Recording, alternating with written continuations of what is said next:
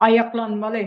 O zaman ben kızımı çağırıp azar veren, uran polisiyalar vardır, prokurorlar vardır.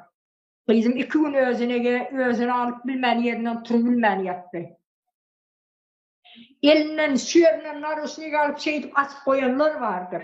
Sizin aklınızı başınıza getirin, halkın tarafına geçin. Yoksa barandan sonra kırandan özünüzü astırman bize. Sen asıp koymarsan çağalarını asıp görürüz. Elinden narusunu yükselip ne hilim oluyor deyip sen ben çağağımı astın ama benim asıp görürüm. Dip görürüz. Ayağı dövük stolda koyup dip koyuveririz, gözünden uçun çıkınca ben kıydım şey diptirler da. Öyle ben pes etmedim, ben ayal. Zenan maşgalı men. Hem de ene çağalarımın geleceği için görüşendirin. Ehli çağaların geleceği için görüşüyoruz. Size görüşecek olun. Allah yetip versin, Allah beyiktir.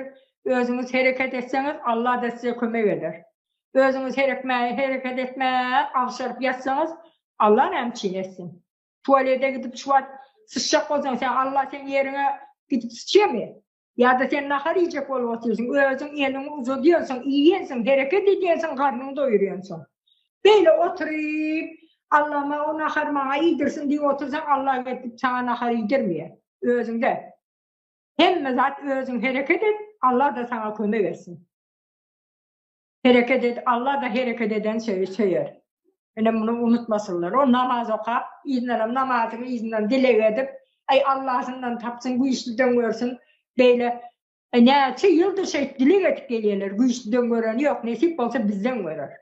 Çünkü için oğulluklar birbirinizi tayarlam, ben kızım urup sögüp azar verenler hem halkın tarafına geçip hazırdan siz hem halkı oyarmaya başlasanız ben sizin günahınızı geçerim yoksa ben sizi krandan atacağım belli de nemeden sallayacağım.